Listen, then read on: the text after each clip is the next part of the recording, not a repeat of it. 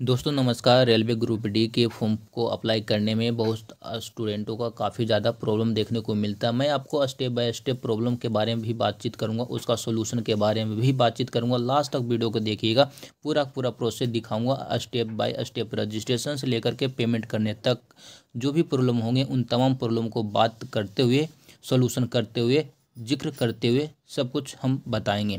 तो आपको क्या करना है, डिस्क्रिप्शन में मैं एक लिंक प्रोवाइड किया हूँ, उस लिंक को आपको ओपन करना है। तो कुछ इस तरीके के इंटरफेस आपको देखने को मिल जाता है। रेलवे ग्रुप डी के लिए फॉर्म को अप्लाई करना चाह रहे हैं तो यहाँ पे आना है। यहाँ पे सारा जानकारी मेंशन कर दिया गया। सबसे पहले आपको रजिस्ट्रेशन करना पड़ता है। कौन से विद्यार्थियों को रजिस्ट्रेशन करना होता है वो मैं आपको कंप्लीट बताना चाहूँगा। जो स्टूडेंट कभी भी अभी तक रेलवे में फॉर्म को अप्लाई नहीं किया, वैसे विद्यार्थी को जिनका 18 वर्ष अभी पूरा हुआ है, उन विद्यार्थियों को सबसे पहले रजिस्ट्रेशन करना होता है। रजिस्ट्रेशन के लिए यहाँ पे आप लोग देख सकते हैं, सेलेक्ट कीजिएगा इंडिया को। उसके बाद आपको पर्सनल इन्फॉर्मेशन में आप अपना नाम को भर दीजिएगा। यहाँ पे दोबारा से अपना नाम को भरिएगा। यदि आपका नाम चेंज हुआ है तो आपको यस करना है, यदि नहीं हुआ है तो वैसे स्थिति में यहाँ पे नो वाले विकल्प को सिलेक्ट कीजिएगा। चेंज करने का मतलब होता है कि जैसे आपका पहले नेम था राम कुमार, अब आपका नाम हो गया चेंज होकर के श्याम कुमार, वैसे स्थिति में यस करना है, ठीक है। लेकिन पहले भी आपका नाम राम था, आज भी आपका नाम राम है, तो वैसे स्थिति में नो करना है। डेट ऑफ बर्थ को सिलेक्ट कर लेना है। आपको ईयर को सिलेक्ट कीजिएगा, जो भी आपका डेट ऑफ ईयर होगा उसे सिलेक्ट करना है। उसके बाद मंथ आना है। मंथ में जो भी मंथ होंगे उस मंथ को सिलेक्ट करना है, उस डेट को सिलेक्ट करना है। उसके बाद दोबारा से यहाँ पे आपको अपना दोबारा से डेट ऑफ बर्थ को सिलेक्ट करना है। जेंडर में मेल फीमेल जो भी होंगे अपने अकॉर्डिंग यहाँ पे दर्ज करना होता है। दर्ज मैं कर लिया। फादर्स नेम को अपना दर्ज कीजिएगा, दोबारा से फादर्स नेम दर्ज कीजिएगा। ध्यान दीजिएगा, मदर्स नेम यहाँ पे भरना है और दोबारा से मदर्स नेम को यहाँ पे भरना है। एक भी चीज़ गलत नहीं होनी चाहिए। साथ ही साथ यहाँ पे ईमेल आईडी को दर्ज करने के लिए कहा जा रहा है, तो ईमेल आईडी को दर्ज कीजिएगा। गेट जनरेट ओटीपी पे क्लिक कीजिएगा, तो आपका ईमेल पे जो भी ओटीपी आएगा उस ओटीपी को यहाँ पे आपको दर्ज कर लेना बगल में। ध्यान दीजिएगा, आपको एक चीज़ बोलना चाहूँगा, आपका नाम, आपका फादर्स नेम, आपका mother's name, date of birth, mobile number, email ID सही सही भरना है। एक बार रजिस्ट्रेशन होने के बाद दोबारा कभी भी चेंज नहीं होगा। जब कभी भी रेलवे का फॉर्म आएगा तो इसी आईडी के साथ में, इसी पासवर्ड के मदद से दोबारा फॉर्म को अप्लाई कर सकते हैं। दोबारा से रजिस्ट्रेशन नहीं होगा, इन चीज़ों को ध्यान में रखना है। उसके बाद यहाँ पे आप लोग अपना क्या कीजिएगा, आधार नंबर को दर्ज कीजिएगा। आधार पे जो भी मोबाइल नंबर को दर्ज करना है, मोबाइल पे ओटीपी आएगा, यहाँ पे ओटीपी को भर देना है। उसके बाद यहाँ पे आधार नंबर को दर्ज करना, आधार नंबर का ओटीपी को यहाँ पे दर्ज करना, वेरीफाई करना। उसके बाद आपको यहाँ पे जैसा ही आप वेरीफाई होता है उसके बाद यहाँ पे आपका फ़ोटो जो आधार कार्ड में है वो फ़ोटो स्वतः ही यहाँ पे देखने को मिल जाएंगे। फिलहाल के लिए मैं यहाँ पे इन तमाम चीज़ों को फिल नहीं करूँगा क्योंकि हमारा रजिस्ट्रेशन हो चुका है, लेकिन जो प्रोसेस है उसके बारे में बता देता हूँ। आप अपना मनपसंद का यहाँ पे पासवर्ड बना लीजिएगा। दोबारा से मनपसंद पासवर्ड यहाँ पे दर्ज कर लेना। जैसे आपका नाम राम कुमार है तो राम फर्स्ट में कैपिटल लेना, उसके बाद स्मॉल कीजिए, उसके बाद स्पेशल कैरेक्टर मतलब हच हो गया या @ हो गया, उसके बाद डेट ऑफ बर्थ जो भी कुछ होंगे उस तरीके से आपको दर्ज करना है। यहाँ पे टिक लगा देना। टिक लगाने के बाद नीचे में प्रीव्यू एंड क्रिएट अकाउंट वाले विकल्प को क्लिक कर दीजिएगा। आपके स्क्रीन पर आपने जो भी चीज़ें फिलअप किया है वो सारा चीज़ें आ जाएगा, ठीक है। आपको सब कुछ सही लगेगा तो यस करके आगे बढ़ जाना। यदि आपको कुछ चेंज रहेगा तो एडिट करके दोबारा से इसी पेज पे आ जाएंगे, एडिट कर लेंगे, ठीक है। तो सब कुछ सही रहेगा तो कंफर्म कर दीजिएगा, आपका आईडी और पासवर्ड जनरेट हो जाएगा। जब आईडी और पासवर्ड जनरेट हो जाएगा उसके बाद यहाँ पे क्या करना है, लॉगिन का विकल्प आता है। लॉगिन वाले विकल्प पे हम क्लिक करते हैं और यहाँ से एक चीज़ मैं बोलना चाहूँगा, बहुत सारे स्टूडेंटों को आधार ओटीपी नहीं आता, तो आधार ओटीपी को किस तरीके से फिलअप करना, किस तरीके से मेंशन करना, वो भी मैं आपको यहाँ पे बताऊँगा।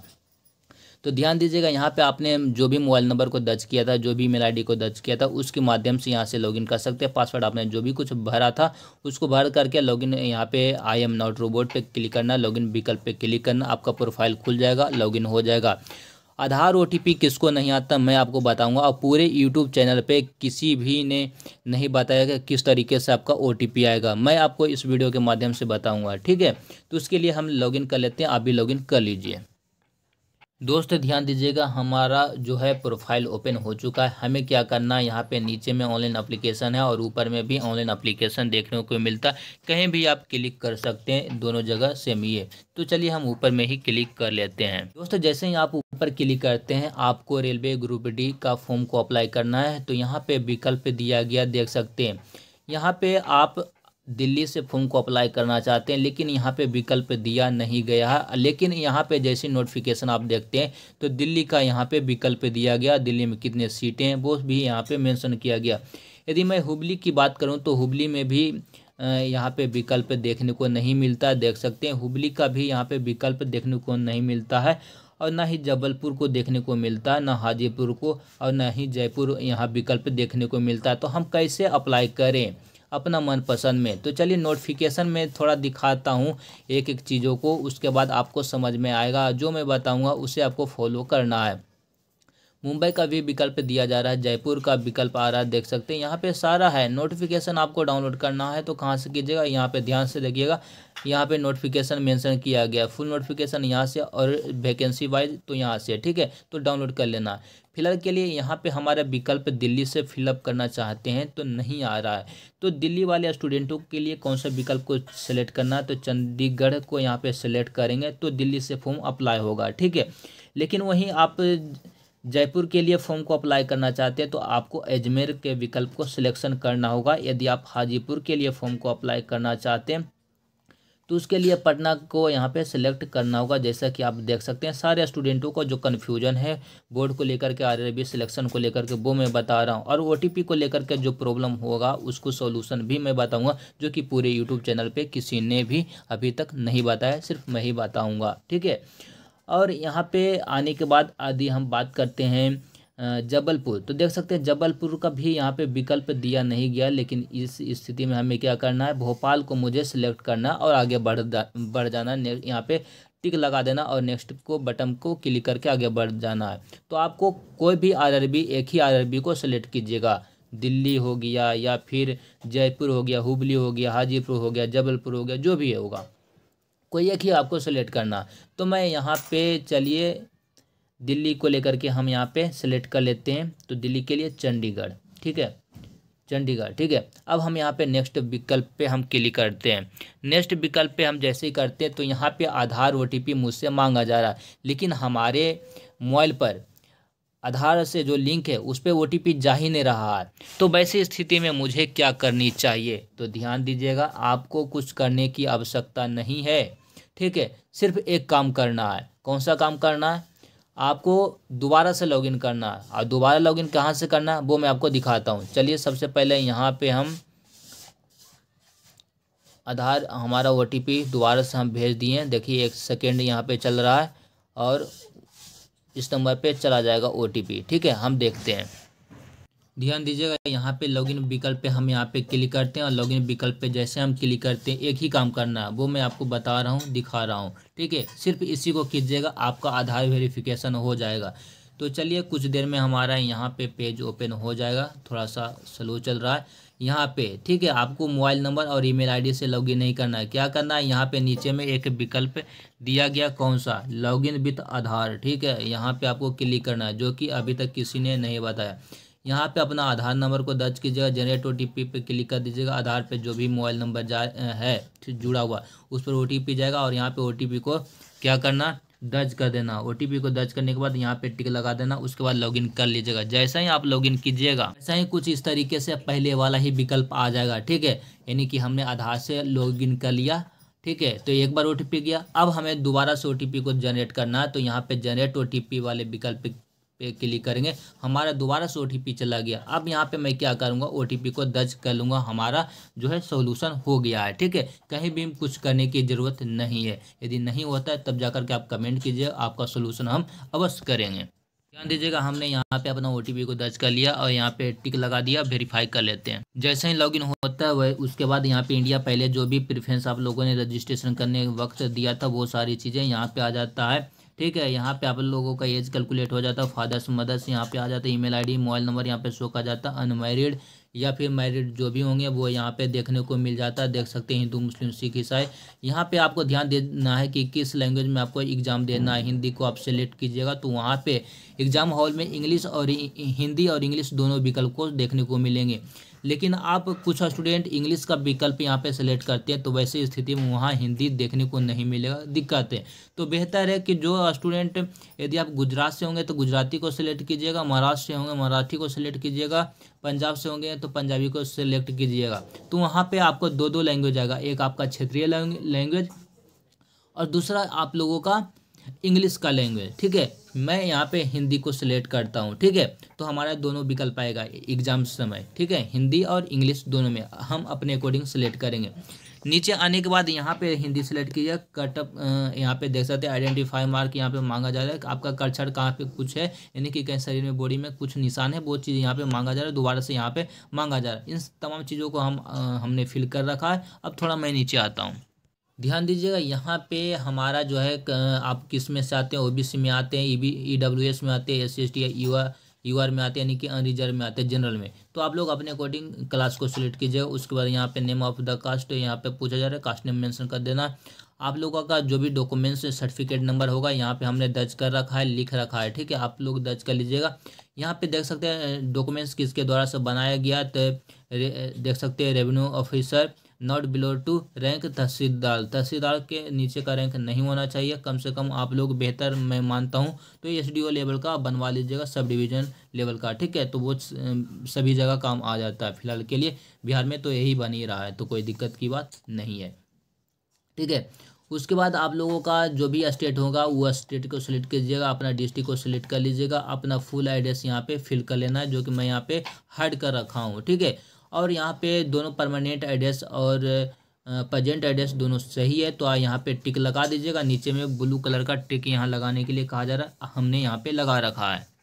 टिक लगाने के बाद कंफर्म कर दीजिएगा, आगे बढ़िएगा। कुछ इस तरीके की इंटरफेस आ जाएगा। यहाँ पे आपको कट कर देना। नीचे आने के बाद यहाँ पे पूछा जा रहा है डिटेल्स। ठीक है, तो यहाँ पे कहा जा रहा है एक्स सर्विसमैन है तो यस कीजिएगा। यहाँ पे डिसेबिलिटी के बारे में कहा जा रहा है तो यस कीजिएगा, नहीं तो नो कीजिएगा। यहाँ पे देख सकते हैं आप लोग, यहाँ पे अपने अकॉर्डिंग डिटेल्स को सिलेक्ट कीजिएगा। यहाँ पे ईडब्ल्यूएस सर्टिफिकेट होल्डर हैं तो यस कीजिएगा, नहीं तो नो कर देना है। आप रेलवे एम्प्लॉय हैं तो यस कीजिएगा, नहीं तो नो कीजिएगा। बहुत सारे स्टूडेंट रेलवे एम्प्लॉय हैं तो वैसी स्थिति में यस करके आगे बढ़ेंगे। ठीक है, यहाँ पे आप लोगों का डिपार्टमेंट भी पूछे जाएगा। ठीक है, तो वैसी स्थिति में है तो यस कीजिएगा, नहीं तो नॉट अप्लीकेबल वाले जिनका कहीं सिलेक्शन नहीं है या कुछ नहीं कर रहे हैं स्टूडेंट है, तो वैसे में नॉट अप्लीकेबल को ही सिलेक्ट रहने देंगे। यहाँ पे पूछा जा रहा है कि रेलवे के द्वारा से आप मतलब यहाँ पे देख सकते हैं एनसीबीटी से आईटीआई किए हैं या नहीं किए हैं, वो यहाँ पे मेंशन किया जा रहा है किए हैं तो यस कीजिएगा, नहीं तो नो कर दीजिएगा। आईटीआई का डिटेल्स मांगा जा रहा है तो आईटीआई का डिटेल्स को फिल करना पड़ेगा।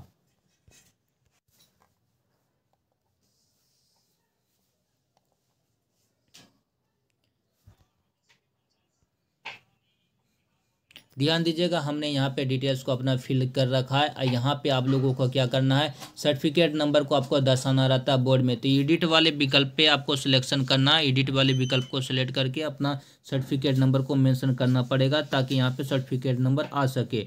ठीक है, और यदि आपका एनसीबीटी के द्वारा से या फिर सीबीटी के द्वारा से आईटीआई है तो वैसे विकल्प में यहाँ पे नीचे में विकल्प दिया जाता है, आपको आईटीआई को सिलेक्ट कर लेना चाहिए। उसका ऐड विकल्प पे क्लिक करके, फिलहाल के लिए जो स्टूडेंट सिर्फ 10th ही पास किया है या फिर 10th के बाद 12th या ग्रेजुएशन किया, वैसे स्थिति में सिर्फ 10th का रहने देना, आईटीआई वाले विकल्प को छोड़ देना है।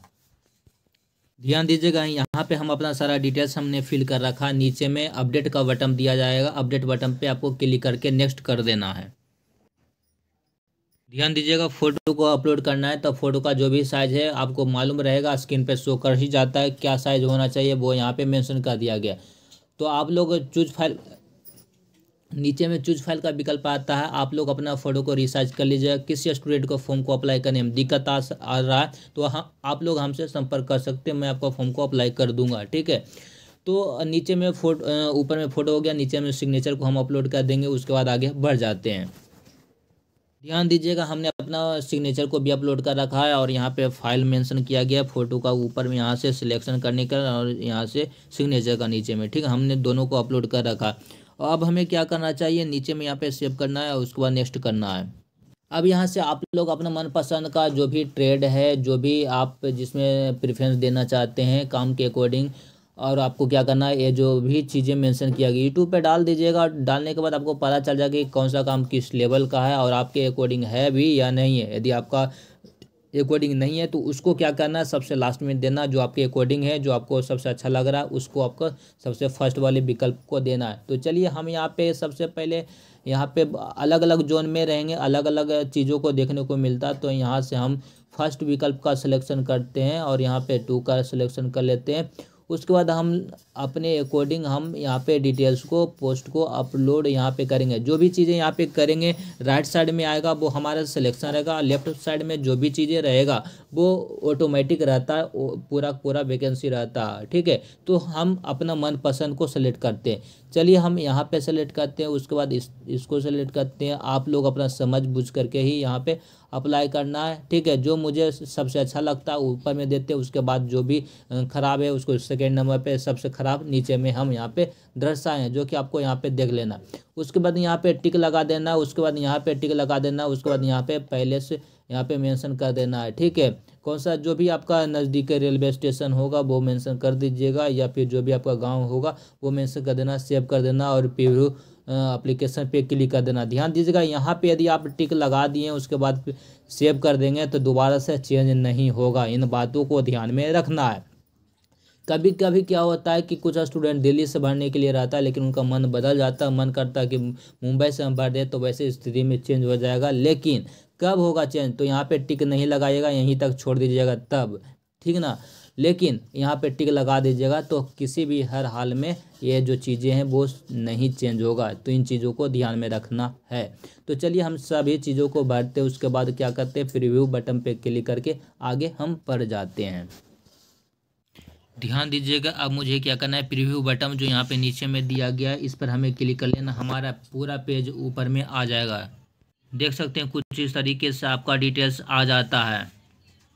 हमने जो भी पोस्ट को सिलेक्ट किया है वो सारी चीज़ें यहाँ पे आ जाता है। मुझे क्या करना है, यहाँ पे टिक लगा देना। टिक लगाने के बाद यहाँ पे एडिट का ऑप्शन अभी देखने को मिल रहा है। यदि यहाँ पे हम कर देंगे तो एडिट का ऑप्शन नहीं आएगा। सबमिट बटन पे क्लिक कर देंगे, हमारा फाइनल सबमिट हो जाएगा, हमारा पेमेंट करने का विकल्प आएगा। तो चलिए हम यहाँ पे सबमिट वाले विकल्प पे हम क्लिक करते हैं। इस तरीके का विकल्प आता है, आपको सबमिट पे क्लिक कर देना चाहिए। यहाँ पे देखिएगा 500 रुपये का विकल्प आ रहा है। दो यहाँ पे देख सकते हैं SBI का। दोस्त यहाँ पे देखिएगा, यहाँ पे बटन पे मुझे क्लिक करना चाहिए। पे बटन पे जैसे क्लिक करेंगे इस तरीके का इंटरफेस आएगा। यहाँ पे प्रोसीड बटन पे हम क्लिक कर देंगे, हमारा पेमेंट पेज जो है हमारे स्क्रीन पर आ जाएगा कुछ इस तरीके से।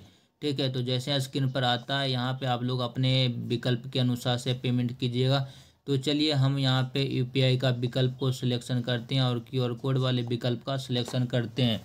ध्यान दीजिएगा, QR कोड के माध्यम से हम पेमेंट करेंगे तो कुछ इस तरीके से आ जाएंगे। यहाँ पे बटन पे हम क्लिक करना चाहते हैं। तो चलिए पे बटन पे क्लिक करना चाहते हैं और अपना QR कोड को जनरेट कर लेंगे और यहाँ पे QR कोड हमारा आ जाएगा। QR कोड के माध्यम से हम पेमेंट कर लेंगे। आप लोग से बेहतर हम कहना चाहेंगे कि आप लोग कार्ड के माध्यम से ही पेमेंट कीजिएगा, ताकि आपका विकल्प सही रहे, कोई दिक्कत ना हो। UPI में क्या होता है, स्कैन में क्या होता है, आपका पेमेंट फंसने का चांस ज़्यादा रहता है। तो ध्यान रखते हुए ही फॉर्म को अप्लाई करना है। ध्यान दीजिएगा कि आपका पेमेंट ना फंसे। जो स्टूडेंट डेबिट कार्ड के माध्यम से करना चाहते हैं वो अपना यहाँ पे डेबिट कार्ड का डिटेल्स को फिल करेंगे, कार्ड नंबर डालेंगे या इंटरनेट बैंकिंग जो यूज़ करना चाहते हैं वो यहाँ से सेलेक्ट करेंगे। उसके बाद इंटरनेट बैंकिंग जो भी आपका स्टेट बैंक का है या फिर पंजाब नेशनल बैंक का है या फिर कोटक बैंक का है वो चीज़ें यहाँ पे आ जाएगा। ठीक है, देख सकते हैं यहाँ पे 507 रुपये यहाँ पे एक्स्ट्रा लग रहा है। ठीक है, तो वैसे स्थिति में अपने अकॉर्डिंग ही सेलेक्ट कीजिएगा। चलिए हम कार्ड अपना डिटेल्स फिल कर लेते हैं। सब कुछ मैं आपको बता रखा हूँ, ठीक है, एक एक चीज़ों को लेकर के। तो चलिए इस वीडियो में हमने सारा प्रोसेस करके दिखा दिया आपको। क्या करना है, यहाँ से पेमेंट करके रख लेना है। ठीक है, प्रिंट आउट को डाउनलोड कर लेना है। ध्यान दीजिएगा, कार्ड के माध्यम से ही करना बेहतर है। ठीक है,